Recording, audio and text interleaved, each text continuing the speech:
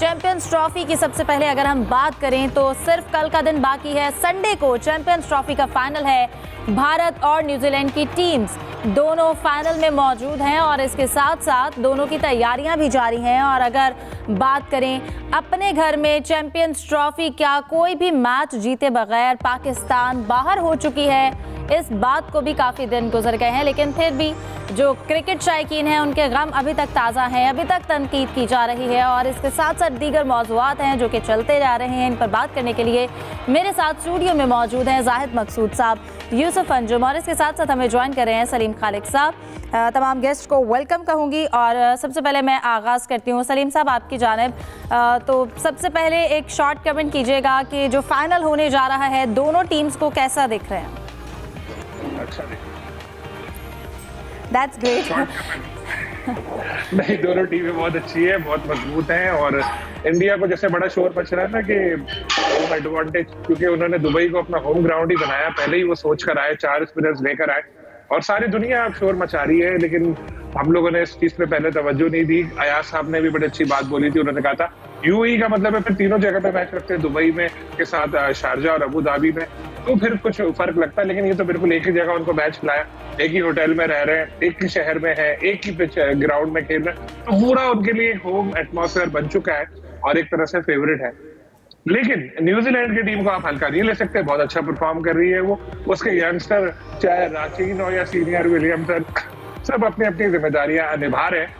तो एक अच्छा तगड़ा मैच होगा। स्पिनर न्यूजीलैंड के पास भी अच्छे हैं, टीमें दोनों तगड़ी हैं।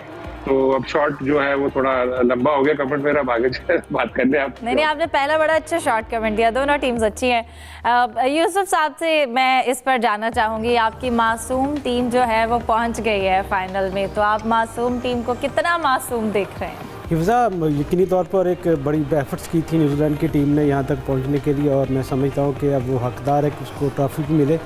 लेकिन मैट हेनरी का अनफिट होना यकीनी तौर पर एक धक्का है न्यूजीलैंड टीम के लिए। उन्होंने इंडिया के खिलाफ जो मैच हुआ तो उसमें 5 खिलाड़ियों को भी आउट किया था और लाहौर में जो सेमीफाइनल खेला गया था साउथ अफ्रीका के खिलाफ, उसमें फील्डिंग के दौरान कैच लेते हुए उनका जो कंधा था वो नीचे लगा था, जिसके बाद वो इंजरी का शिकार हो गया था। उनकी वो जो उनका ना होना यकीनी तौर पर एक बहुत बड़ा नुकसान होगा न्यूजीलैंड की टीम के लिए। लेकिन इसके बावजूद समझते हैं कि जो न्यूजीलैंड को एडवांटेज हासिल होगा वो उनकी फील्डिंग का है, क्योंकि हमने देखा कि अभी तक उन्होंने 22 कैचेस पकड़े हैं, जिसमें से सिर्फ एक कैच उनका ड्रॉप हुआ। यूँ अगर फील्डिंग के हवाले से देखा जाए तो चैंपियन टीम न्यूजीलैंड की टीम बन चुकी है।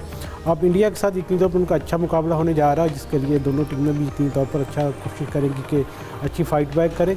और क्योंकि इंडिया की टीम काफ़ी अरसे से दुबई में खेल रही है, उनका होम ग्राउंड ही तकरीबन बन चुका और ये लगता है कि आईसीसी ने मेला ही सिर्फ इंडिया के लिए सजाया था, पाकिस्तान के लिए तो सिवाय चंद मैचेस के कुछ नहीं बचा इसमें। और यकीनी तौर पर इंडिया को एडवांटेज हासिल होगा, उनका जो क्राउड का सपोर्ट वो भी यकीनी तौर पर बहुत ज़्यादा होगा। लेकिन न्यूजीलैंड की टीम को भी हम आसान नहीं ले सकते। बिल्कुल, इस टूर्नामेंट में न्यूजीलैंड की टीम ने बहुत अच्छे पैरामीटर सेट किए हैं, तीनों जो शोबे हैं उनमें बड़ा अच्छा परफॉर्म किया है जाहिद साहब। और जैसा कि आपसे डिस्कशन हो रही थी कि 25 साल बाद ये दोबारा मौका आया जब ये दोनों टीम्स जो हैं वो फाइनल में आमने सामने हैं। इससे पहले न्यूजीलैंड फाइनल जीत चुकी है, तो अब की दोनों की टीम्स को देखते हुए आप क्या कहेंगे? देखिए, इसमें तो आज भारत पे जो है बार बार तनकीद हो रही है, साबिक टेस्ट क्रिकेटर भी काफ़ी तनकीद कर चुके हैं उनको एडवांटेज मिलने की। और मिचेल सेंटर ने वहाँ पहुँचते ही जो पहली गुफ्तगू की मीडिया से, उसने भी यही कहा कि कंडीशंस को बेहतर तौर पर वो टीम समझती है जो वहाँ पे डेरे डाले बैठी है इतने अरसे से, उनको पिच का पता चल जाता है। हम क्योंकि पहले कराची में खेले, लाहौर में खेले, अब यहाँ पे आए, इसके बावजूद उनका मुराल अब था। उन्होंने कहा हम अच्छी फाइट करेंगे, बड़ा स्कोर करने की कोशिश करेंगे। धचका वही है जिसका पहले जिक्र भी हो चुका है, मैट हेनरी बहुत ही सीनियर उनके फास्ट बॉलर हैं, तकरीबन 165 से ज़्यादा वो उनकी सिर्फ वनडे की विकटें हैं। और लगता ही है कि जैकब डफी जो बाहर बैठे हैं इनकी जगह वही शामिल होंगे फास्ट बॉलर, बाकी स्क्वाड में वही हैं। स्पिन के हवाले से देखा जाए तो इंडिया को थोड़ी बर्तरी हासिल है। वरुण चक्रवर्ती को पिछले मैच में उन्होंने डाला था, 5 विकेट लेने में कामयाब हो गए। लेकिन हम तवक्को करते हैं कि फाइनल होगा और टफ फाइनल होगा, तो ज़ाहिर है लोगों को देखने में भी मज़ा आएगा। वहाँ की पिच जो है, माजी के मैच जो हाल ही में चैंपियंस ट्रॉफी के हुए हैं, वो अगर देखे जाएँ तो बड़ा स्कोर लाहौर कराची की तरह नहीं होता, ख़ासतौर पर लाहौर की तरह। वहाँ तो 270, 60, 80 मेरे ख्याल इतना हो तो फाइटिंग स्कोर बढ़ जाता है, स्लो पिचेस हैं। बिल्कुल। जैसा कि सलीम साहब हम जिक्र करें, बार बार ये चीज़ हमने सुनी है, इससे पहले पैट कमिंस की जानिब से, फिर अभी न्यूजीलैंड की टीम की जानिब से भी ये बार बार बात सुनी गई है कि इंडिया को बड़ा फ़ायदा पहुंचाया जा रहा है। इंडिया के कप्तान ने भी एक बार प्रेस कॉन्फ्रेंस में कहा कि ठीक है हमें एडवांटेज है, लेकिन फिर भी पिच सेम नहीं होती है, लेकिन इतनी डिफरेंट भी नहीं होती है कि उन्हें समझ ना आए पिच की। जी, और लोअर स्कोरिंग मैच की बात तो हो रही है, हमने तो 320 भी करवा दिए थे। और पिच की देखें, एक ही जगह पर जब आप खेल रहे हो, एक ही तरह की कंडीशन हो, तो उसका एडवांटेज तो होता है। न्यूजीलैंड गया, एक मैच खेला, लेकिन उसमें हार गया, लेकिन इंडिया को उन्होंने थोड़ा परेशान किया था। फिर यहाँ वापस आए पाकिस्तान, अब फिर वहां दोबारा गए। तो ये सब अब शेड्यूलिंग पे भी सवाल उठ रहे हैं कि यार ये क्या है, लेकिन ये सब पहले ही आ चुकी थी चीजें, सबको पहले पता था। उस वक्त एक दो आवाजें उठी थी, अब जिसका मफादात को जरूरत पहुंच रही तो उसके लोग जो है वो अब शोर मचाना शुरू हो चुके हैं। लेकिन जब ऐसा मैच कोई आता है फैसला कुन मार्का फाइनल, तो उसमें सारे प्लेयर जो है बिल्कुल एक अलग में एनर्जी आ चुकी थी, अलग किस्म का मैदान में उतरते हैं। तो अब ये नहीं हो सकता कि इंडिया की टीम बिल्कुल हावी हो जाएगी, और न्यूजीलैंड इस टूर्नामेंट की वाहिद टीम है जो इंडिया को हरा सकती है। अब तक ऐसा महसूस हुआ। एक बैड डे, और क्या पता वो बैड डे जो हो वो यही हो, इतवार का ही दिन हो, और यूएई में इंडिया ने जो अपने लिए सारा कुछ बना के रखा, ऐसा करेंगे वैसा करेंगे, एक स्क्रिप्ट बनाया, और उस स्क्रिप्ट में फाइनल में जाके अमल ना हो पाए, तो देखें ये भी हो सकता है। क्योंकि तो जरूरी नहीं है जो आपने सोचा हो वैसी सारी चीजें हो रही हो। वैसे भी इंडिया में इतनी कंट्रोवर्सीज चल रही हैं, आपको पता है अभी जो कांग्रेस की उनकी कोई है तर्जुमान, उन्होंने रोहित शर्मा को मोटा कह दिया था, उसके बाद एक तूफान बर्पा हो गया।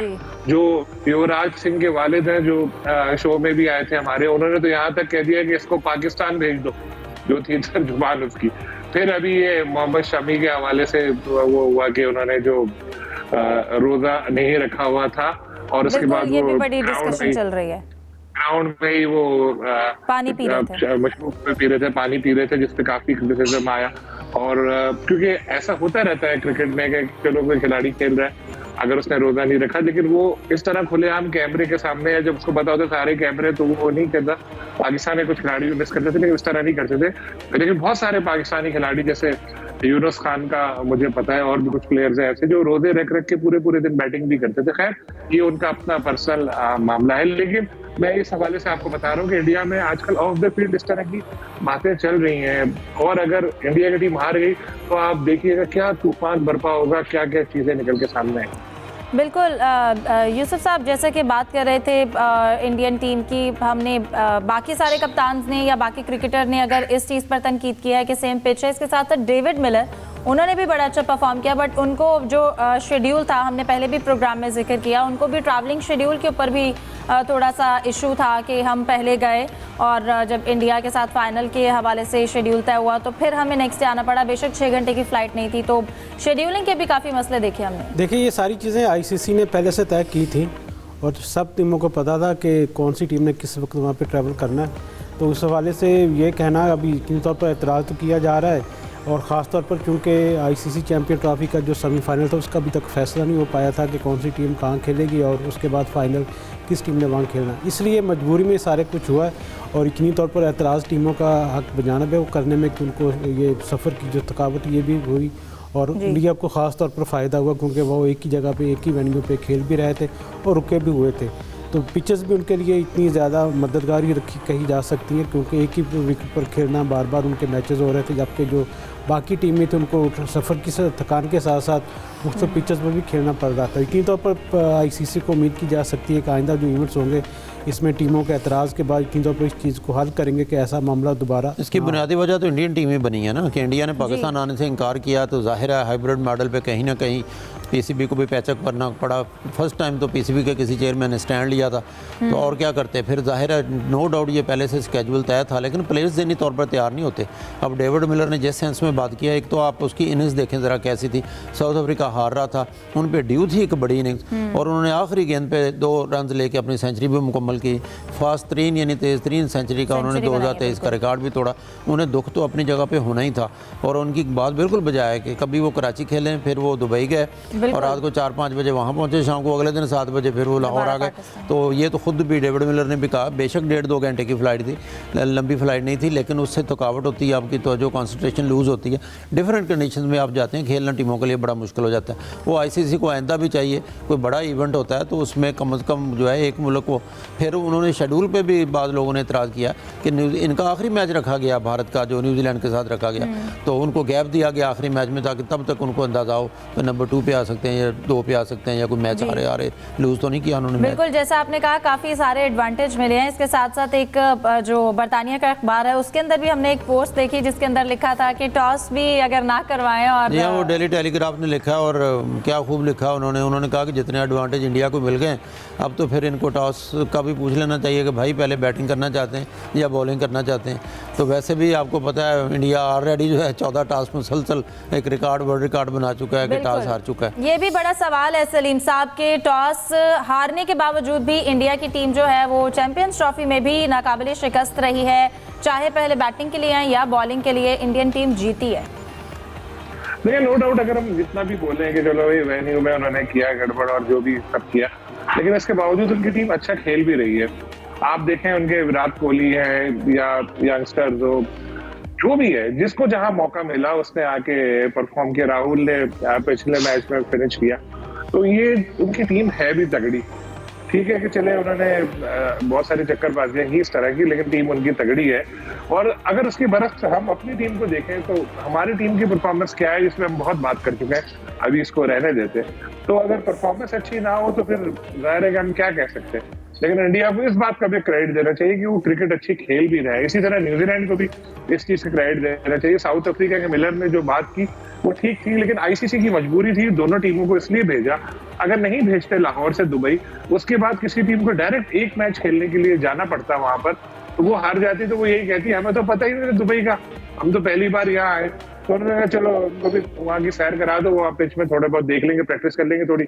लेकिन जाहिर है कि वो जब सवाल उठना है तो उठना है, इतने पहले उठ चुका था, सारा शेड्यूल आ चुका था, तो ये पहले आप लोग शोर मचाते हैं सारी टीमें या फॉर्मर क्रिकेटर्स कि भाई ये शेड्यूल सही नहीं है, इंडिया को एटलीस्ट अबू धाबी के तक तो ले जाया जाए, कुछ तो हो। लेकिन उस वक्त किसी ने भी कुछ नहीं बोला था। अब सबको याद आ रहा है, तो अब बहुत ताखीर हो चुकी है, अब कहने का कोई फायदा नहीं है।